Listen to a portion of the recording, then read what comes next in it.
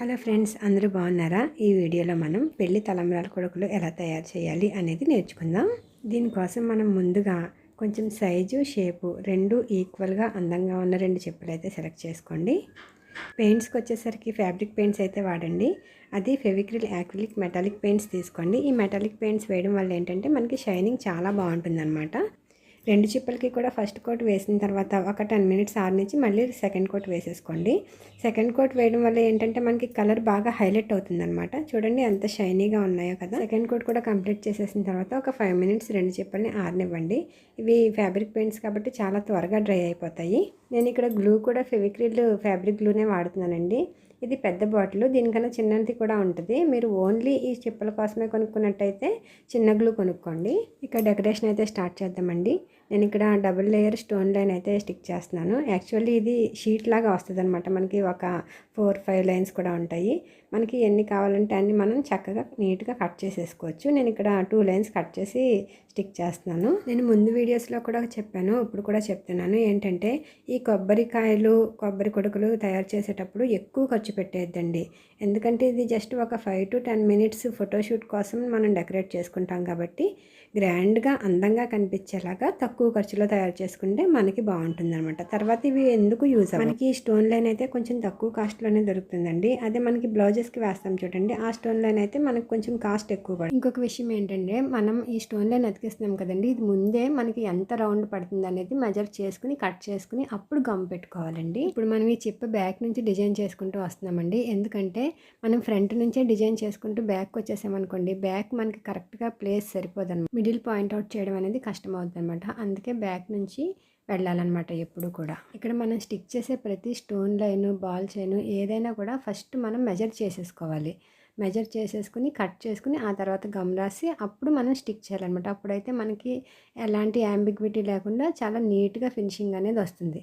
అలా కాకుండా ఫస్ట్ మనం గమ్ పెట్టేసి అప్పుడు పొడుగాటి స్టోన్ లైన్ దాని మీద పెట్టి ఎక్కడికి సరిపోతుందో చూసుకుని అక్కడ కట్ చేయడం పెట్టామనుకోండి, అది కరెక్ట్గా రాదనమాట. గమ్ము అటు ఇటు పాకుపోయి చిప్ప మీద యాంబియన్స్ దెబ్బతినేస్తుంది అనమాట. ఫినిషింగ్ కూడా అంత నీట్గా అనిపించదు. చూడండి ఇప్పుడు నేను ఇక్కడ ఎలా స్టిక్ చేస్తున్నానంటే ఫస్ట్ ఒక స్ట్రైట్ లైన్, నెక్స్ట్ దానికి అడ్డంగా ఇంకో స్ట్రైట్ లైన్, ఆ రెండిట్లకి మధ్యలో ఈ చిన్న చిన్న ముక్కలు పెడుతున్నాను అనమాట. దీనివల్ల ఏంటంటే మనకి మొత్తం కొలిచినట్టుగా చక్కగా ఖచ్చితంగా వస్తుంది. చూడండి ఫినిషింగ్ ఎంత నీట్గా వచ్చిందో.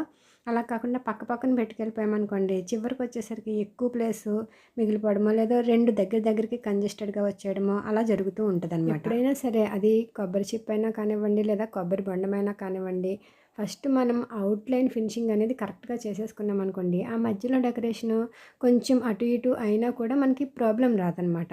అంటే అవుట్లుక్ అనేది మనకి కరెక్ట్గా వచ్చేస్తుంది అనమాట. నిజానికి ఇవి చూడటానికి చాలా ఈజీగా అనిపిస్తాయండి, కానీ చేస్తున్నప్పుడు మాత్రం కొంచెం టఫ్గా. నేను హాఫ్ సర్కిల్ షేప్లో చుట్టూ డిజైన్ చేయాలనుకుంటున్నానండి.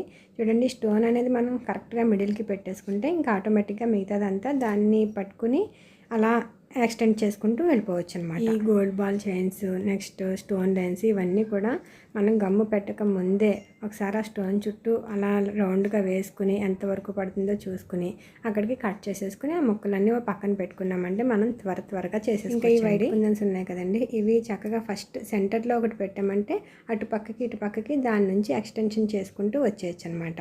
అప్పుడు మనకి ఒక మూల మిగిలిపోవడం కానీ ఒక మూల తక్కువ ఎక్కువలు రావడం ఇలాంటి ప్రాబ్లం అనేది రాదు. ఎప్పుడైనా సరే మనం సెంటర్ నుంచి స్టార్ట్ చేసుకున్నామంటే మనకు అసలు ఎలాంటి ఇబ్బంది రాదన్నమాట. అలా కాకుండా మనం ఒక కార్నర్ నుంచి స్టార్ట్ చేసామనుకోండి, చివరికి వచ్చేసరికి అక్కడ మనకి స్టోన్కి సరిపడా ప్లేస్ లేకపోవడమో లేదా ఎక్కువ ప్లేస్ మిగిలిపోవడమో ఇలాంటి ఇబ్బందులు అప్పుడప్పుడు ఎదురవుతూ ఉంటాయి అన్నమాట.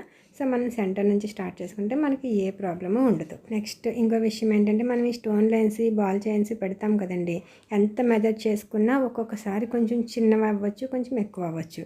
ఎక్కువైతే కట్ చేసుకోవాలి, అది ఇబ్బంది. చిన్నవి అయ్యాయి అనుకోండి అక్కడ వరకు పెట్టేసుకుని మళ్ళీ ఎంత చిన్నదైందో అంత చిన్న మొక్క మళ్ళీ తీసుకుని చక్కగా ఆ ప్లేస్లో మనం అడ్జస్ట్ చేసేసుకోవచ్చు అనమాట. అలాంటి అడ్జస్ట్మెంట్ అనేవి చాలా జరుగుతాయి ఇలాంటి వాటి. మనం షార్ట్స్లోనో లేదా కొంచెం స్పీడ్ మూమెంట్ ఉన్న వీడియోస్లోనో చూస్తున్నప్పుడు మనకి ఏమనిపిస్తుంది అంటే అబ్బా చాలా త్వరగా చేసేస్తున్నారు, ఎంత ఈజీగా చేసేస్తున్నారో కదా అని అనిపిస్తుంది, కానీ రియాలిటీ అయితే ఖచ్చితంగా వేరుగా ఉంటుందండి.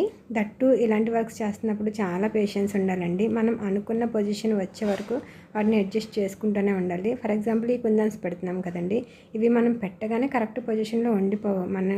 మనం ఒక నీడిల్ తీసుకుని వాటిని కరెక్ట్గా ప్రాపర్ పొజిషన్లోకి వచ్చే వరకు జరుపుకుంటూ చేస్తేనే మనకి ఫినిషింగ్ అనేది పర్ఫెక్ట్గా వస్తుందన్నమాట. అలా కాకుండా ఎలా పడితే అలా పెట్టేసామనుకోండి, మనకి ఫైనల్గా ఫినిషింగ్ అయితే ఖచ్చితంగా సరిగ్గా రాదనమాట. చూసారా ఇది ఎంత నీట్గా వచ్చిందో. సో మనకి ఇది షార్ట్స్లో 1 నిమిషంలో చూపించవచ్చు, వీడియోలో ఒక 3 మినిట్స్ 5 మినిట్స్లో చూపించవచ్చు, కానీ రియాలిటీలో మాత్రం ఖచ్చితంగా 2 to 3 అవర్స్ పడుతుంది. నెక్స్ట్ నేను ఈ చిప్ప లోపల మాత్రం సిల్వర్ కలర్ వేసానండి, ప్యూర్ వైట్ కూడా కాదు, కొంచెం గ్లిట్టరింగ్ ఉన్న సిల్వర్ కలర్ వేసాను. నెక్స్ట్ మిడిల్లో రెడ్ స్టోన్స్ అతికిచ్చాను. సో ఫైనల్గా ఇదనమాట అవుట్పుట్ మనకి. అయినా నాకు ఇంకా ఎక్కడో కొంచెం చిన్న లోటు ఉన్నట్టు అనిపిస్తుందండి ఈ వైట్ స్టోన్స్ దగ్గర. అందుకు నేను ఈ వైట్ స్టోన్స్ మీద మళ్ళీ చిన్న చిన్న రెడ్ స్టోన్స్ అయితే అతికిచ్చాను. ఇప్పుడు నాకు బాగా నచ్చింది. సో మీకు ఎలా అనిపించింది అనేది ఈ వీడియో చూసి నాకు కామెంట్ రూపంలో పెట్టండి. సో మీరు ఏమన్నా సజెషన్స్ ఇవ్వాలనుకుంటే చెప్పండి. మీరు ఈ వీడియో చూస్తున్నారు అంటే ఖచ్చితంగా మీ ఇంట్లో మ్యారేజ్ ఉండే ఉంటుంది. సో ఫస్ట్ హ్యాపీ వెడ్డింగ్ అండి. All the best and thank you for watching అండి. Keep watching. మరిన్ని మంచి వీడియోస్ కోసం నా ఛానల్ అయితే తప్పకుండా సబ్స్క్రైబ్ చేసుకోండి.